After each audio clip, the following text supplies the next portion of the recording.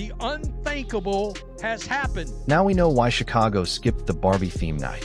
Angel Reese is reportedly heading to Atlanta in a trade that looks shockingly one-sided, though the warning signs were there. This is the biggest fleece I have ever seen in basketball. Some people are calling the Chicago Sky the real winners, while Atlanta Dream fans are understandably nervous about whether this move could disrupt a team with legitimate championship ambitions. There's also renewed talk about the Caitlin Clark, Angel Reese rivalry, but this trade could actually change that storyline completely. So, do you think Angel will succeed in Atlanta? Drop a Y for yes or an N for no. Now, here's why this trade caught so many people off guard. Atlanta reportedly sent its 2027 and 2028 first-round picks, along with a swap of 2028 second-round selections, to acquire Reese. At first glance, that package doesn't look overwhelming. Atlanta is already a competitive team, meaning those future first-round picks could land outside the top tier of the draft.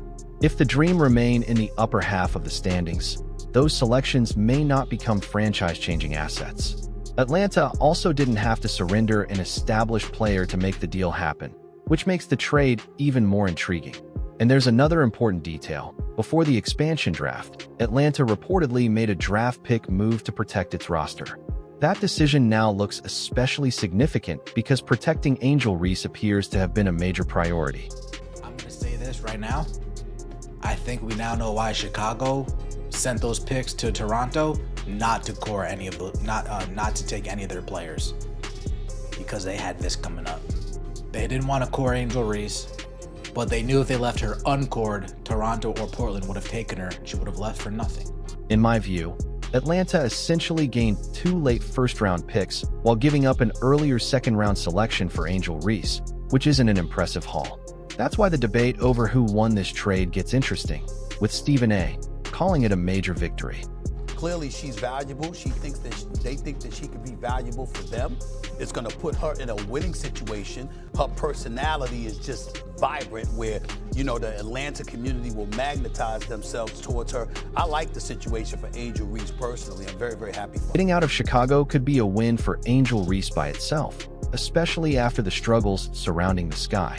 But whether this becomes a true success depends on one crucial factor, and if she can't handle it, the move could backfire badly. From an optics standpoint, consider the reaction if Caitlin Clark were traded for 2 late first-round picks. Her supporters would immediately argue that her value had dropped and critics would have a field day. That comparison highlights why the Clark-Reese rivalry narrative becomes harder to defend from a pure basketball and market value perspective. It's difficult to imagine Indiana trading Clark for a package like that.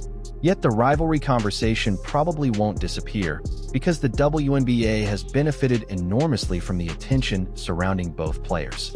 There's also a reason Reese's trade return may have been relatively modest. Her previous season included circumstances that could have affected how teams viewed her value, including performance, availability, and overall fit. Now Atlanta gives her an opportunity to reset, rebuild her reputation, and prove that her true value is much higher. She did everything in her. She sat down. She wouldn't play. You name it. Honestly, drowned her teammates. What made you think she wanted to be there? Angel Reese's situation in Chicago reportedly became complicated after she publicly criticized the Sky's roster and suggested management needed to surround her with better players to compete. Her comments were also interpreted as questioning whether veterans such as Courtney Vandersloot, who later suffered an ACL injury, fit into the team's future. Things escalated when Reese was suspended for a half and remained on the bench, creating an unusual and uncomfortable scene. She later dealt with back problems and missed the remainder of the season, making it increasingly difficult to imagine her returning to Chicago. When a young star publicly questions the quality of championship-level veterans and all-stars around her, rebuilding that relationship can become extremely difficult. There were also some interesting signs surrounding the league's scheduling and promotion. Last season, the Fever and Sky met 5 times, including on opening night, while this season their matchup was scheduled much later. Chicago also didn't have the same Barbie-themed promotion that had previously attracted significant attention, despite Reese's Bayou Barbie and Chi Barbie branding. Meanwhile, Atlanta appeared excited about the acquisition, with reported ticket prices rising after the announcement. Still, some Dream fans have understandable concerns. On the court, I don't think Reese's talent is the biggest question. She showed improvement after a rough start last season and remains capable of producing valuable numbers. The bigger issue is how she fits into Atlanta's existing locker room. In Chicago, Reese was one of the central figures and had considerable influence within the team. Atlanta, however, already built a successful identity without her and has legitimate championship aspirations. That changes the dynamics considerably. Reese will have to enter an established environment rather than becoming the unquestioned centerpiece. She'll need to adapt to teammates, coaching expectations, and a system that was already working before she arrived.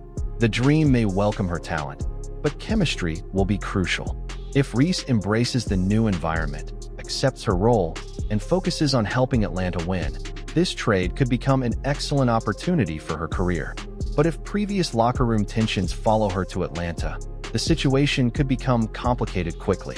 The real test won't simply be whether Angel can produce on the court. It will be whether she can successfully fit into a team that already knows how to compete.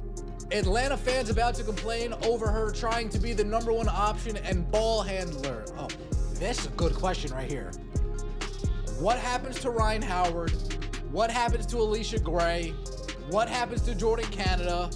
What happens to Brittany Griner? Angel Reese needs to make this Atlanta opportunity work, and that means being on her best behavior from a team culture standpoint.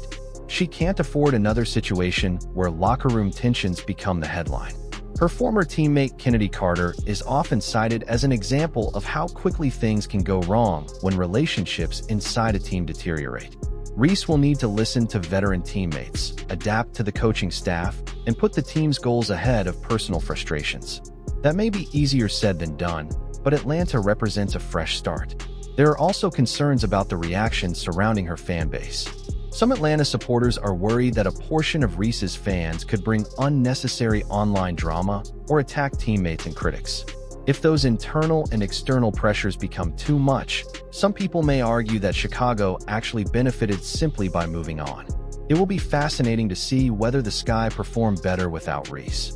Ideally, this trade allows Angel to reset her career and move beyond the constant Caitlin Clark comparison. Ironically, though, the move could give the WNBA another reason to revive that rivalry narrative. But if you take a look at the schedule this year, well, Clark and the Fever face the Dream as many times as they do any other team. They play the Liberty 4 times and the Dream 4 times, which sets the seeds for a new rivalry. I'm not even joking around, simply because obviously there's the Clark and Reese factor, but then there's the fact that the Fever bounced the Dream from the playoffs last year, not to mention that interaction that Clark and Ryan Howard had. The WNBA will undoubtedly capitalize on the storyline. Even if Angel isn't Atlanta's top player, the 4 scheduled matchups against Caitlin Clark will attract major attention, especially if both teams remain competitive. The league will have every reason to promote them heavily. And there's no way either that Atlanta is Angel Reese's first choice. I'm sorry, like no facility or no like major facility. They don't even play on a wooden court. They play in front of 3,000 fans. There is no way in hell that this was the first choice for Angel Reese either. Maybe Angel did not want to go to Atlanta and you trade her out of spite. Angel Reese remains one of the WNBA's biggest young stars, with a massive social following and plenty of room to develop. Yet Chicago received little in return. Atlanta may offer less spotlight, but this move could ultimately become the best opportunity for her. With the franchise, but when you look at her fit in Atlanta, assuming they can keep the rest of that roster intact, they didn't give anything up to get her.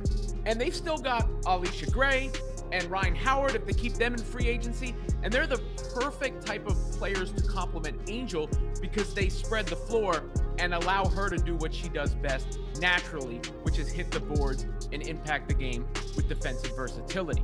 But as I said, everything depends on one major question. Can Angel Reese accept that she may not be the top player in Atlanta right away? Can she embrace being a teammate, respect the veterans, and avoid repeating the conflicts that created problems in Chicago? This move will reveal a lot.